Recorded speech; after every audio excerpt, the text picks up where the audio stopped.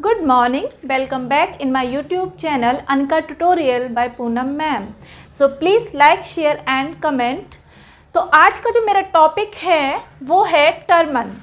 Terman जी को basically उनके बुद्धि लब्धि सूत्र के लिए या फॉर्मूले के लिए जाना जाता है, लेकिन इस फॉर्मूले में भी कई बार बच्चे कंफ्यूज हो जाते हैं। तो चलिए आज मैं आपको एक छोटी सी ट्रिक से ये फॉर्मूला बताती हूँ, जिससे आप कभी भी नहीं भूलोगे, किसी भी एग्ज़ाम में नहीं भूलोगे और आपके मार्क्स बढ़ जाएंगे। ठीक है, तो चलिए शुरुआत करते हैं हमारे आज की टॉपिक की, वो है टर्मन। टर्मन जी का जो जन्म हुआ है वो हुआ है 8 मई 1884 को, और जो इनकी डेथ हुई है वो हुई है 26 दिसंबर 1972 को। ठीक है, ये अमेरिकन है, इनका जन्म अमेरिका में हुआ। ये अपने 14 भाई बहनों में 12वें नंबर के भाई थे।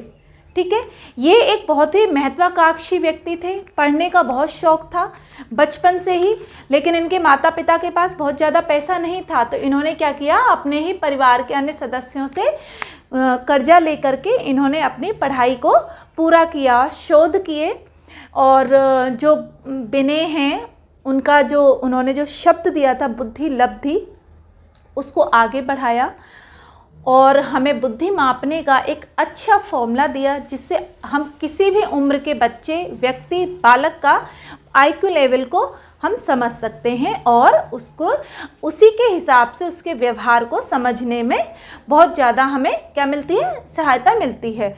तो चलिए, ये जो हैं अमेरिकन हैं, और बुद्धि लब्धि का जो सूत्र है, फॉर्मूला क्या है कि बुद्धि लब्धि बराबर मानसिक आयु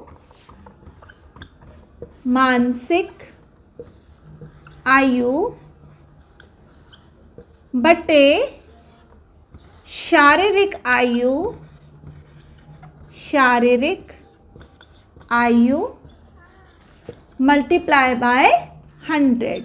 इसको अगर मैं इंग्लिश में लिखूंगी तो IQ level is equal to मानसिक आयु यानी कि मेंटल एज, शारीरिक आयु मतलब आपकी क्रोनोलॉजिकल एज, मल्टीप्लाई बाय 100। अब इसका एक ट्रिक है, कई बार एग्ज़ाम हॉल में क्या होता है, हम लोग इतने ज़्यादा प्रेशर में होते हैं कि आसान से आसान चीज़ों में भी हम कंफ्यूज्ड हो जाते हैं। ठीक है, तो एक इसकी जो ट्रिक मैंने बनाई है कि हम सबके जीवन में, किसी भी मनुष्य के जीवन में जो सबसे ज़्यादा जो एक मुख्य स्थान होता है वो उसकी माता का होता है, और माँ को हम हमेशा ही प्रायोरिटी देते हैं, पहले स्थान पर रखते हैं। ठीक है, तो यही मेरी ट्रिक है, माँ को सबसे पहले रखना है, उसके बाद आपको अपने आप को रखना है जितनी आपकी उम्र है, और 100 से हमें क्या करना है, मल्टीप्लाई करना है। एक ये भी बात है इनकी कि जो बुद्धि लब्धि का जो इन्होंने सूत्र दिया था वो विने और स्टेलगल करके एक हैं मनोवैज्ञानिक, उन दोनों के कॉन्सेप्टों को और बेहतर बना के इन्होंने अपना ये सूत्र दिया था। तो पूछा जाता है कि बुद्धि लब्धि का जो सूत्र है वो किसने दिया है, टर्मन ने दिया है। मानसिक आयु शारीरिक आयु को गुणा करने का जो कॉन्सेप्ट दिया है, फॉर्मूला दिया है, वो किसने दिया है, टर्मन ने दिया है। एक चीज़ इन्होंने जब ये फॉर्मूला दिया तो ये फॉर्मूले को नापने का एक टेबल बनी, तालिका बनी। तो कई बार पूछते हैं कि टर्मन के साथ अगला कौन एक मनोवैज्ञानिक था जिसने कि इस टेबल को बनाने में उनकी हेल्प करी या उनके साथी थे, फ्रेंड थे। तो उनका नाम है मेयर। क्या नाम है, मेयर। मेयर नाम के एक दूसरे मनोवैज्ञानिक थे जिन्होंने कि टर्मन के साथ मिलकर के बुद्धि लब्धि का जो ये फॉर्मूला है इसको बनाया था। अब जैसे कि मुझे ये फॉर्मूला लागू करना है, कैसे समझूं मैं इसको, कैसे हम वो कर सकते हैं। तो IQ बराबर क्या है हमारा, मेंटल एज बटे क्रोनोलॉजिकल एज मल्टीप्लाई बाय 100। अब किसी बच्चे की मानसिक